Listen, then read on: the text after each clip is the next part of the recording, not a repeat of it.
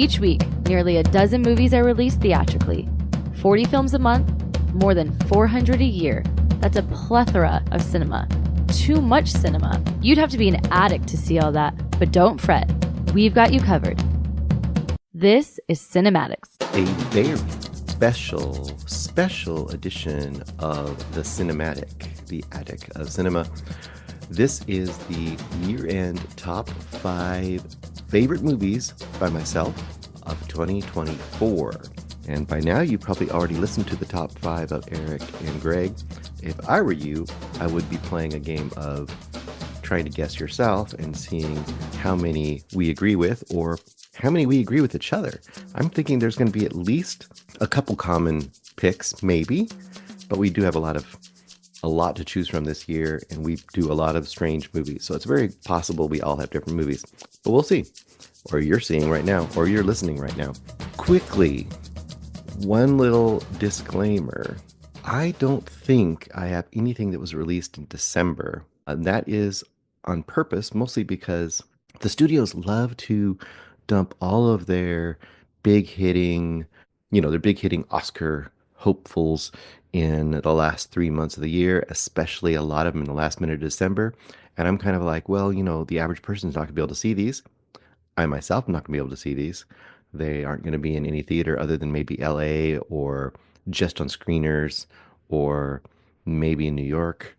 So, yeah, you don't get considered in my top 10 or my top 5, I should say. Sorry, you'll have to do that. Like, they care, But I've always thought it was kind of weird that, especially for these more independent and kind of art house movies, which don't have a huge audience no matter what, why are you holding them as some special prize away from people who actually watch these movies and talk about them? So it seems strange that they wouldn't, release them, but for whatever reason, they want to kind of hide them away as these gems, which Greg will get anyway. And I did something else. I don't think the other two guys did this. I did 2 top 5s, so I'm going to do them together. I know it's a little bit of a cheat. This is kind of in the tradition of Anderson Cowan over at the Film Vault. He likes to do this on his lists a lot of times. The way I'm doing this is I have my overall top 5, and I'm going to go 5-1. And then I have my Cinematics top 5, and I'm going to go 5-1. So I'll do the 5s together, the 4s, the 3s, the 2s, the 1s. What do I mean by Cinematics top 5? Cinematics top 5, for my own choice, I decided would be movies that I literally did not know were out there.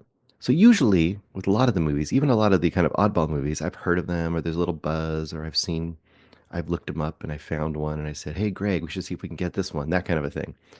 I'm picking for my Cinematics top 5 movies that I literally had no idea about until Greg, sent over a screener. And I was like, okay, I'm watching this movie called whatever.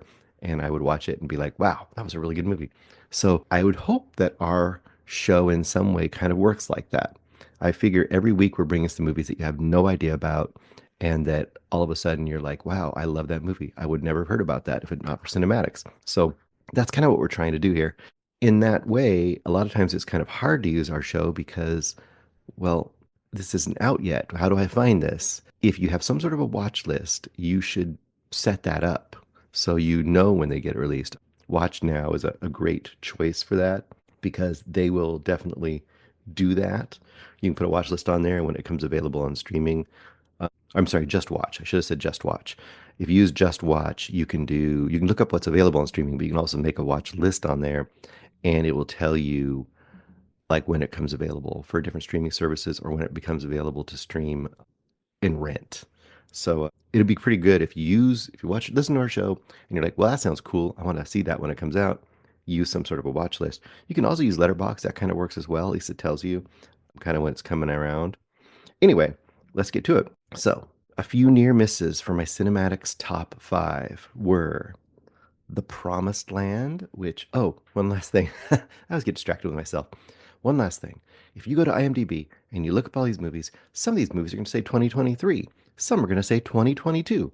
If you get bothered by that sort of thing, you need to get over that because they will usually date it for when it appeared at a festival or when it had some tiny screening.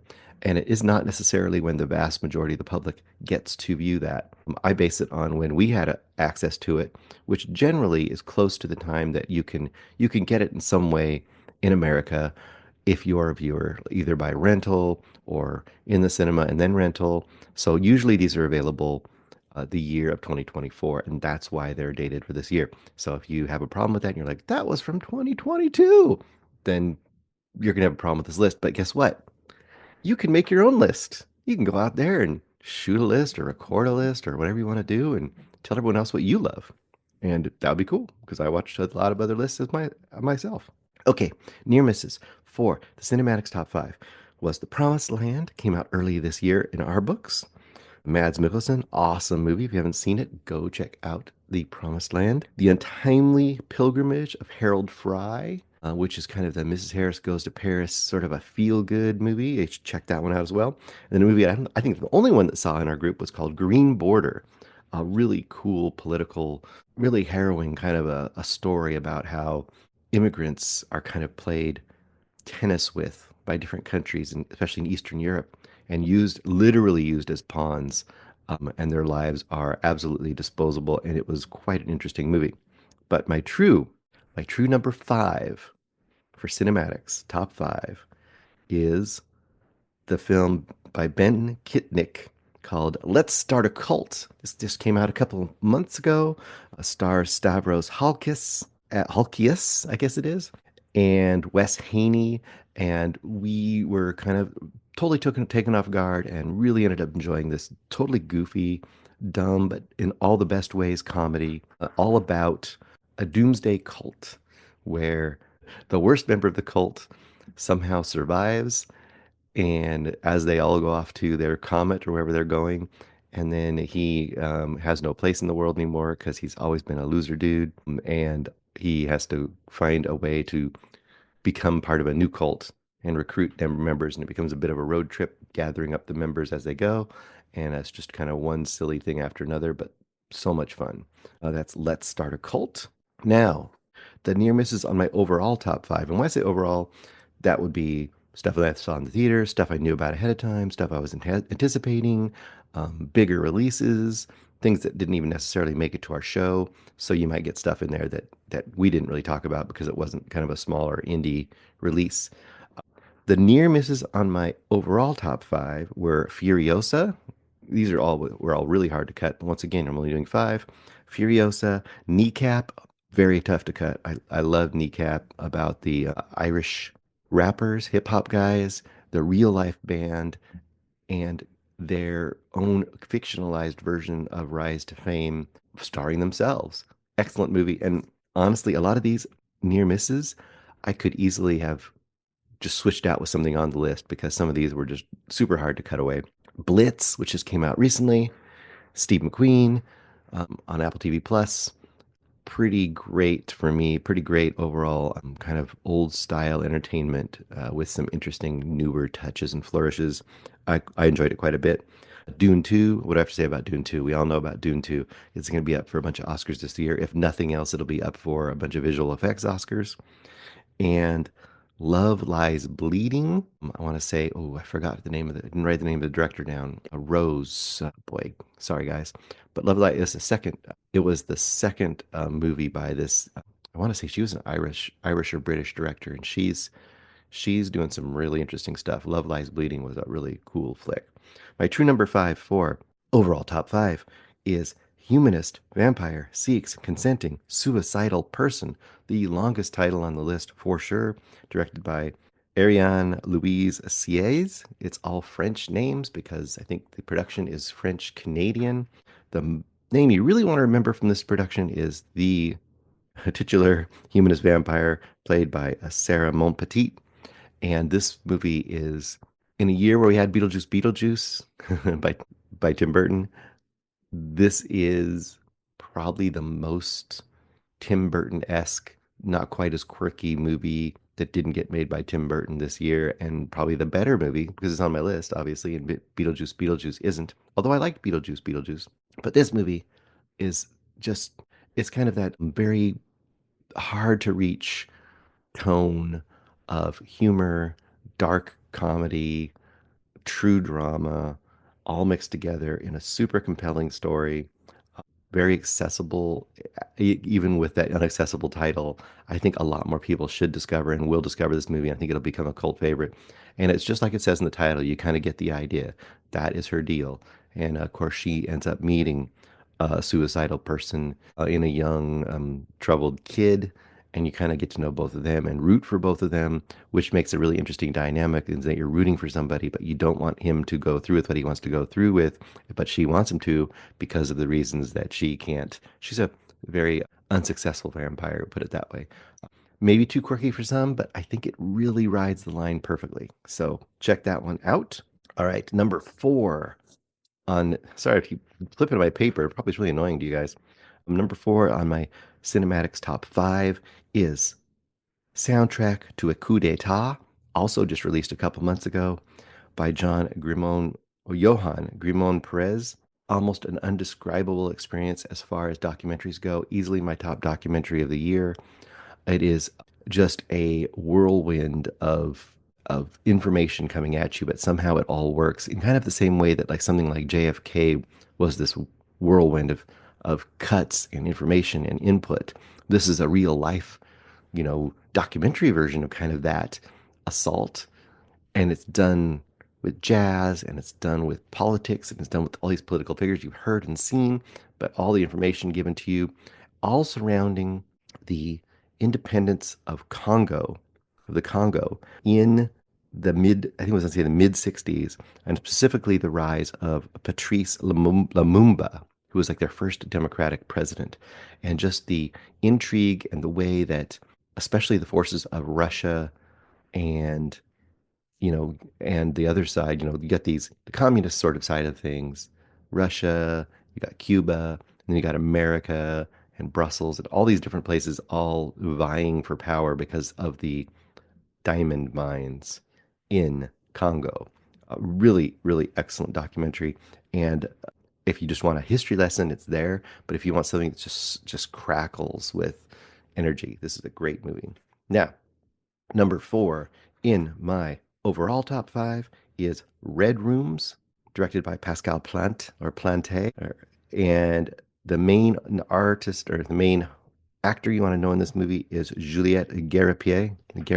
This movie, once again, has kind of been lost. No one really was watching it. I think it came out officially a year before because of things that we talked about.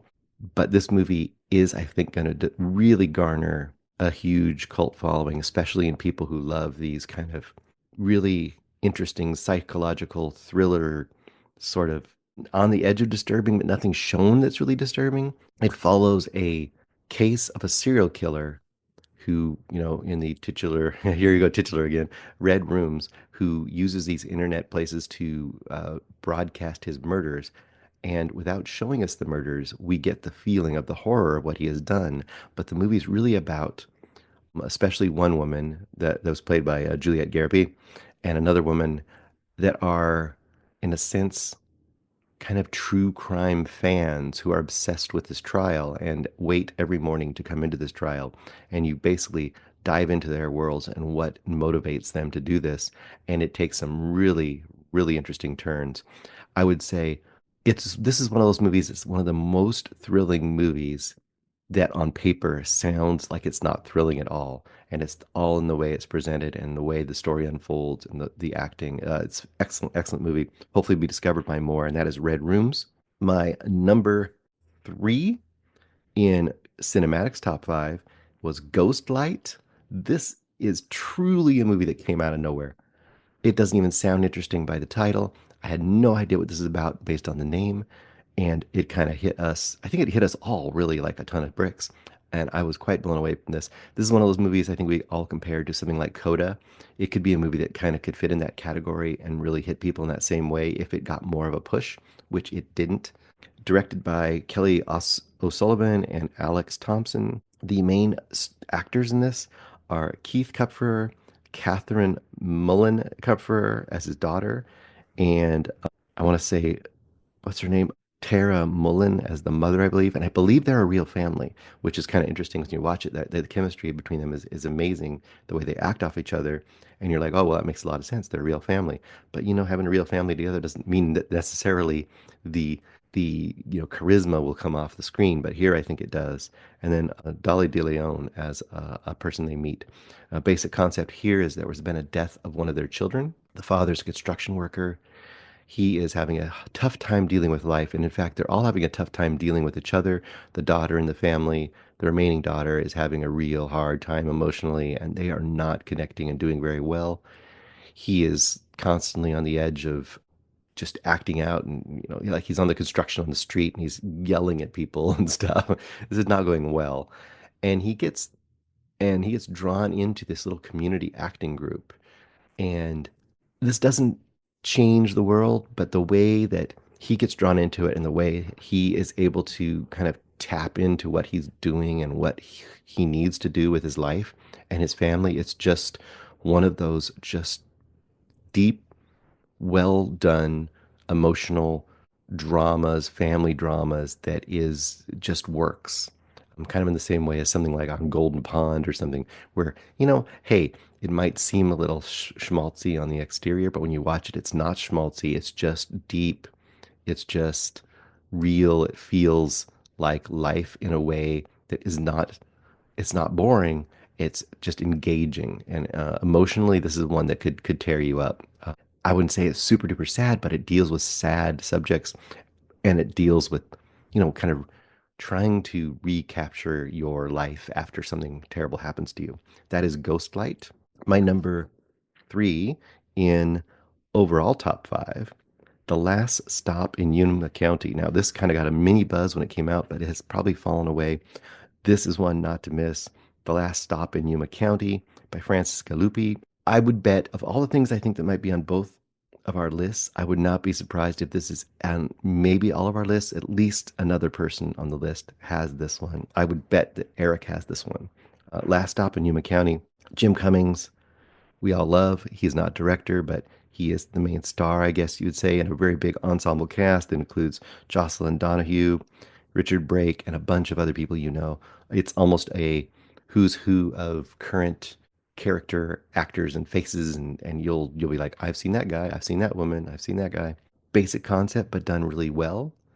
Almost like a limited storytelling, but not quite. Yeah, I guess it's kind of limited storytelling, but basic idea is that they're at this kind of gas station cafe, and they're out of gas. They're waiting for gas to arrive at this cafe or at the gas station. So everybody who arrives at the gas station are like told, hey guys, if you can make it to the next gas station, it's 150 miles away or whatever it is. But if you can't, hang out here. The truck should be here soon.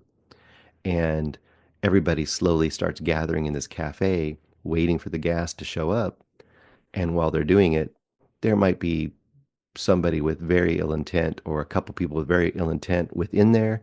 It becomes a textbook example of suspense where we all know what's going to happen, or we all know the danger in their midst, and not everybody does, but some people do. And it becomes kind of a powder keg of how is this going to play out? And the ways it plays out, I think, are very satisfying, I would say, and not fully expected. And the paths that the Jim Cummings characters goes through is quite entertaining, along with a lot of other side characters. It's very, very, very fun and very well written, and super entertaining movie, The Last Stop in Yuma County. My number 2 for CinemAddicts top 5 is Io Capitano.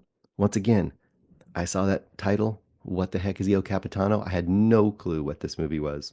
Directed by Matteo Garrone. Simple concept. Once again, simple concept, very effectively told. Two young men from Dakar in Africa, I think they basically want to get like money to be able to send back to their family.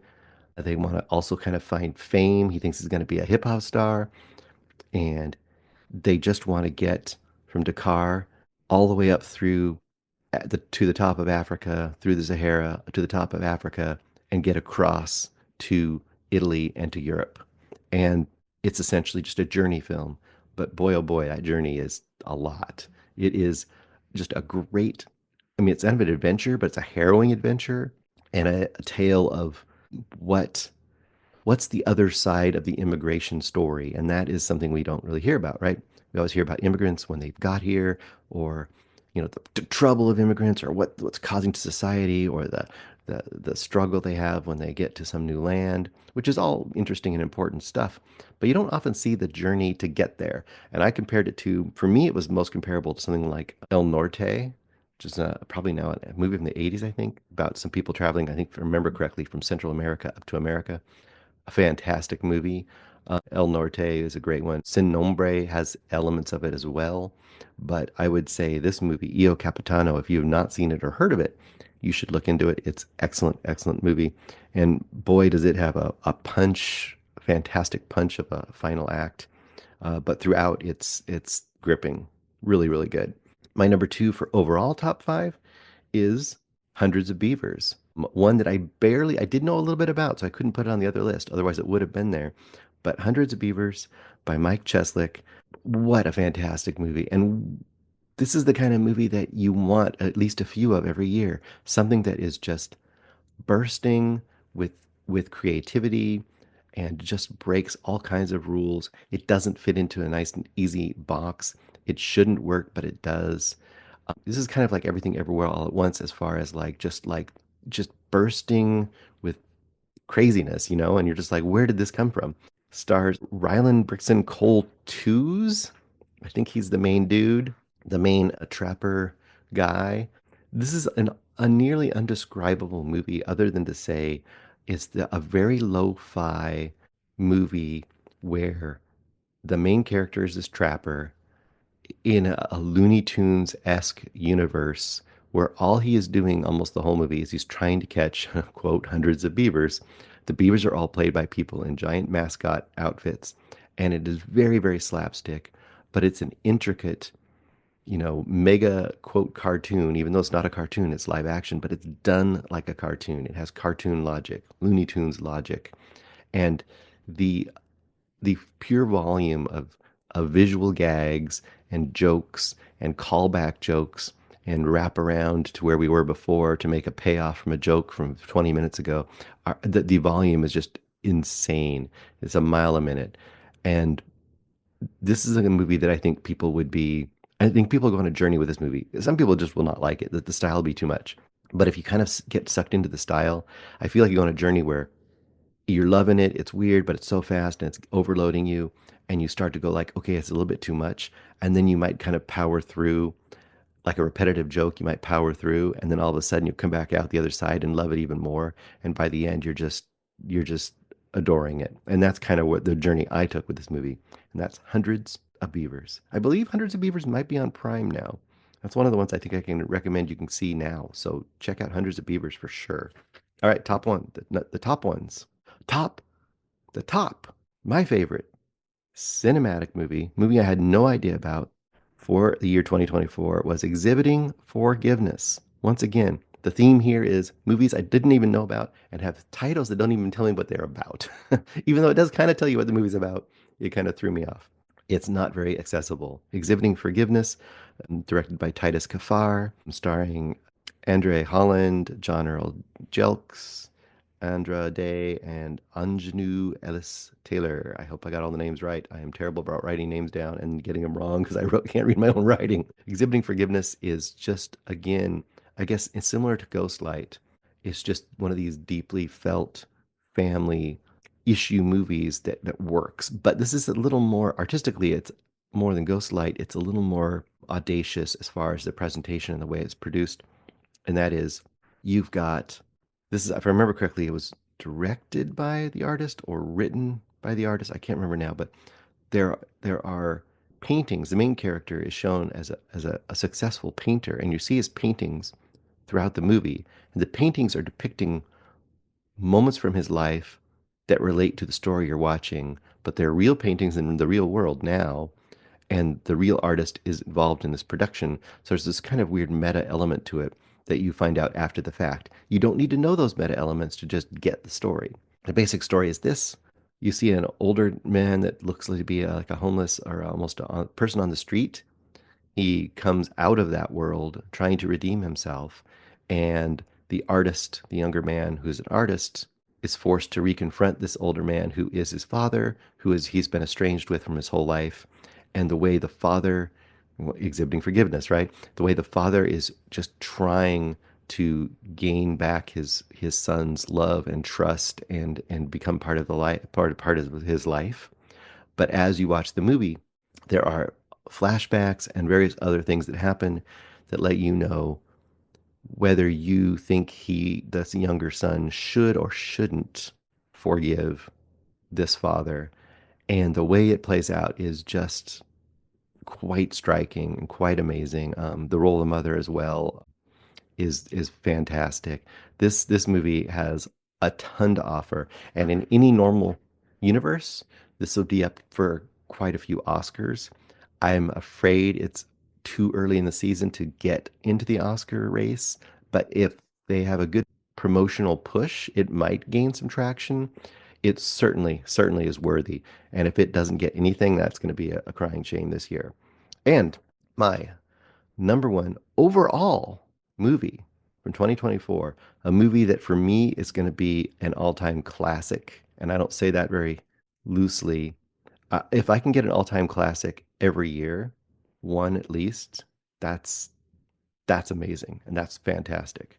We did get the one this year, I believe, and that is The Substance. There should be no surprise for anybody that has listened to the show at all. But I don't think Eric and Greg has seen The Substance yet, and this hurts my soul that they haven't seen it yet. And I feel like they're probably thinking like it's been overhyped. I kind of thought it was being overhyped. And sure, it might be for them. Who knows? They might watch it and be like, "Yeah, it was okay." But for me, this movie is everything. The Substance, directed by Coralie Farge, acted starring Demi Moore and Margaret Qualley, but definitely Demi Moore and Dennis Quaid. Substance is one of those movies, I don't know, I feel like it just comes along every so often and it's just something special. For me, well, what is The Substance? About Elizabeth Sparkle, played by Demi Moore. Elizabeth Sparkle is basically a fading star who, from all appearances, was, known for her beauty. She had won enough acclaim that she has a Hollywood, a star on the Hollywood Walk of Fame. But her star is literally fading on the walk, and it's fading in her career. And she's currently working as kind of this almost 80s style aerobics instructor, loses her position, and the company that hired her is basically trying to find a younger version to continue their success. And she's in a crisis, of course. And in that crisis, she basically is given a opportunity to try an experimental procedure. Well, not a procedure as much as it is a drug, a substance. There you go. That will basically give her a chance for a second life, literally and figuratively. And the movie, the fun of this movie, the craziness of this movie, is just watching the kind of Black Mirror-esque, the Twilight Zone-esque journey that she goes on as she continues to try this experimental technique to, I don't want to give it all away. I think by now everyone's almost heard a lot of the things about it, but if you haven't, the discovery is so much fun, and it goes into crazy body horror places. It's very gross, but in an intentional way. The biggest complaints about this movie are, one, it's too on the nose because it's all about beauty and the attempts to, maintain this image for people who are forcing you to kind of have this image about yourself and try to be this certain thing that you can't be, this unattainable level of beauty and all this kind of stuff. I would say one part of its strength is that it's so on the nose.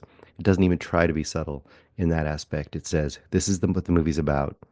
We are going to tackle it full on, and we're going to hit you in the face over and over and over again with this message in a way that's always entertaining, a lot of times hard to watch, funny in a lot of ways that people don't necessarily give this credit for.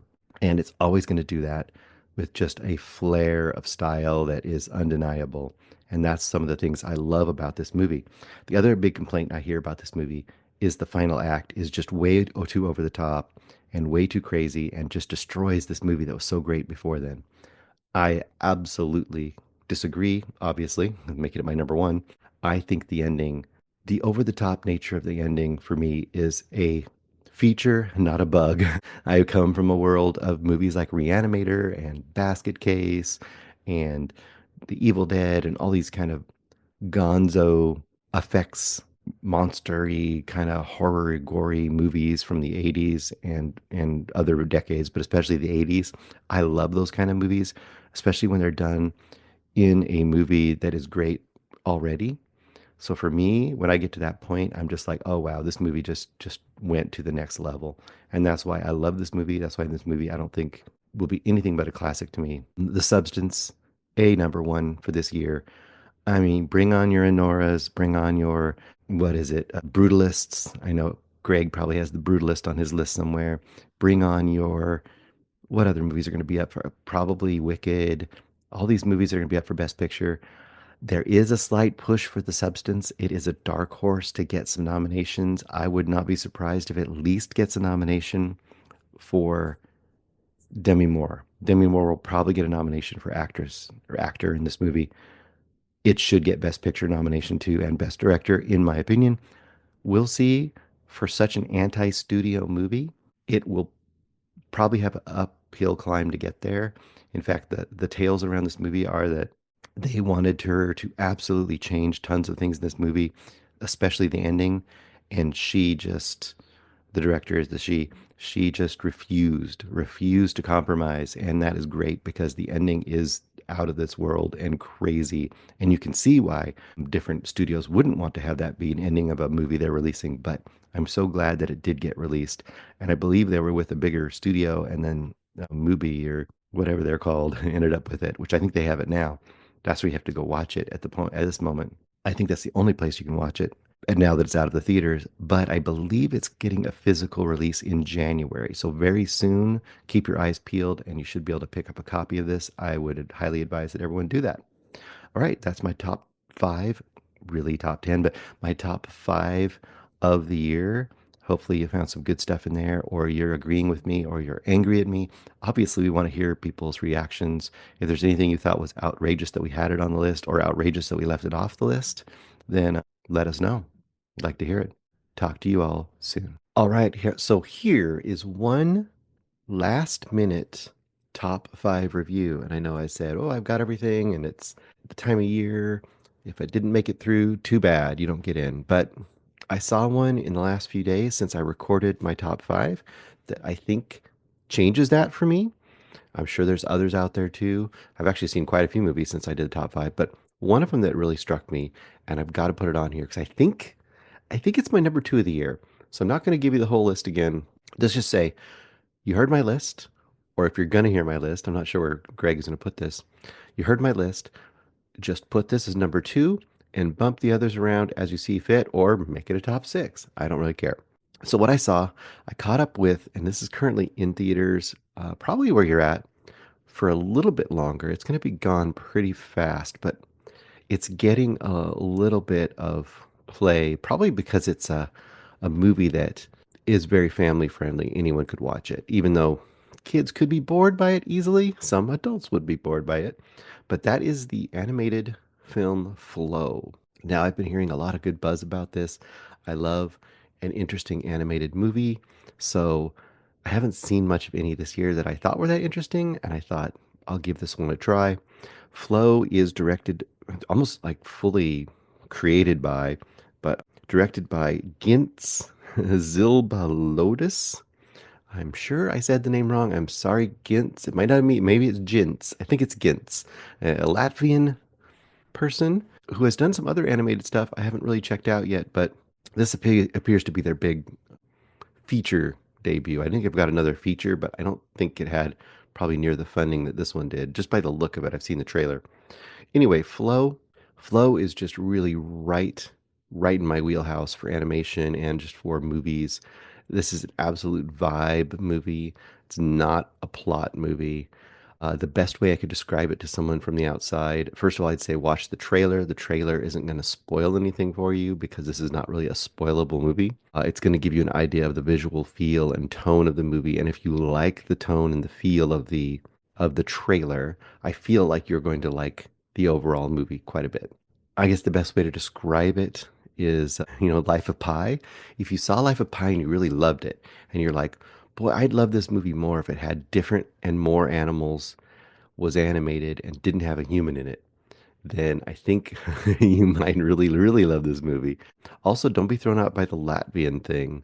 This has literally no human dialogue whatsoever, which made me laugh because I saw one of it's been nominated for a bunch of different awards and stuff, and one of them was like best international feature for some awards, and I was like, or I think maybe it was even like non-English language speaking or something like that.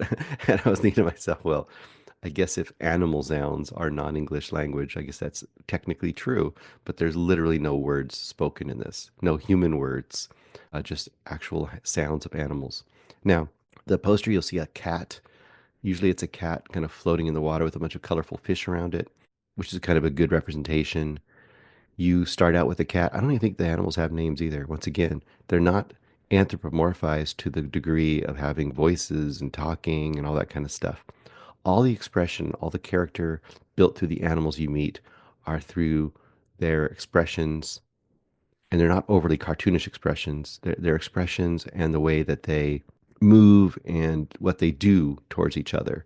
But that being said, you get to know the characters of these animals a whole bunch based on that, and that is quite a feat. And the body language they build into the animation is really quite a lot of very, very, very well done. And I would say, most people have had either a cat or a dog, and there's a cat and a dog, and they both really feel and move like cats and dogs. You get it. So I'm going to assume that the other animals you see are also very realistic to the way those animals would act. And in fact, I saw footage or photos, I guess, of the director out there, probably at a zoo or an animal reserve, recording the sounds of a capybara, which is one of the animals, and of a ring-tailed lemur. So obviously they're trying to get actual sounds. They're not just using sound effects or making them up somewhere, which I thought was kind of interesting and cool. A cool level of, I guess, commitment. A basic, okay, basic plot. I guess you need to know it. Basic plot is you have a cat and it's just kind of living its life in this kind of forested setting, surrounded by, and it kind of has this house that it sort of lives in, but the house seems to be like a little bit broken down. Everything seems to be post some sort of disaster, but it's not desolate, deserty, Mad Max kind of post apocalypse or whatever. It's very lush and overgrown and forested, and the animals living in this environment. But in the area it's in, there's giant statues of cats. Ranging from the size of like a human being size cat statue to giant, like hundreds of feet tall cat statue. So there's things like that throughout here where the actual Earth world we're used to has slight twists that make you think this is not actually our current reality. There's a history that's built into the landscape that tells you something's a little different, but not enough to like be more than a mystery, really. It doesn't get fully explained, and that's okay. It just gives it a slightly alien landscape. Not very alien. Everything else seems pretty much like Earth, but there's a few things like that that kind of throw it off slightly. Kind of like if you watch the original Planet of the Apes, there was little things like that that threw it off. And like, wait, what is this? Is this Earth? Is it? Where is this? What planet are we on? There's a little of that going on. Anyway, he's living his life. He's, just running around, and at one point, the world starts to flood. The water is rising, and it rises faster and faster. And at one point, he'd been chased by some dogs, and it basically works out that the cat, I don't even know if it's a he cat, doesn't really matter. The cat encounters a boat, and he's able to scramble upon this boat, and through a various set of misadventures, he is eventually joined by a dog, a capybara, like I said, a ring-tailed lemur, and a bird, which I did not look up the name of the actual bird. I think it's like this kind of South American sort of a eagle, maybe. I think it's South American, maybe Australian. It's kind of an eagle, or almost has like stork-like legs, though. So I am sorry, I do not know the name of this bird, but I believe it's a real bird as well. I don't think any of the animals are alien versions of animals or anything. They're all like very realistic. And that's pretty much it and their journey. Some people would say it's aimless. Some people will say it doesn't go anywhere. Some people will find it really boring. For me, this is absolutely beautiful. It does, to me, have a lot of story about character, a lot of things about community and friendship and, getting along and working together and all this kind of stuff. But it almost don't need that stuff either. I guess the friendship at the basic core is really what it's about. And in that sense, I think it's one of those movies one of those rare movies without a villain, without a true antagonist that somehow is still engaging and just works on every level for me. The music's amazing, and of course the visuals are really, really cool. It is kind of a sort of a half cell shaded style, half computer animated style, but I think it's absolutely stunning the way it looks. For me, it's just 100% works. Also, like I said, I'm kind of in the bag for this because my kids often make fun of me because computer games, I enjoy wandering around the world as much as I do achieving the goals, which of course is old man style of gaming and very aggravating to my kids who want to get to where we get stuff done. And they'll complain that I love to play like walking games. And a kind of very notorious walking game would be something like, I don't know, Dear Esther, or if you remember the indie game Journey. I think those games give you a vibe very similar in experience to this. Maybe not in tone and look or themes exactly, but if you kind of have that, if you like that kind of experience in video game worlds, I think you would like that kind of experience here in Flow. So Flow is my number 2 for the year at this point. And once again, I guess if nothing else, it kind of shows you how these lists constantly change. I mean, next year I'm going to see probably 10 to 20 movies that I didn't see before I made my top 5 list, and it might change my top 5 list, and that's okay. So do the same yourself. Our list can always change. If you love movies, you love movies. It doesn't matter really where they place on the list. Just you saw certain movies that year that you thought were great, and you want people to see them. And that's kind of the point of these lists anyway, isn't it? It's not to be the right one. And if that's your point, is to be the right one, then I don't know what to tell you. I'm sorry. All right, go check out Flow if you have time in the theater. If you don't, I'm going to be picking this up when it comes out in Blu-ray. I was told, I think the Movie Bears podcast talked about it. I think there might be rumors this may end up as a Criterion edition. I know it's a little early to know for sure, but if that's the case, definitely want to pick it up.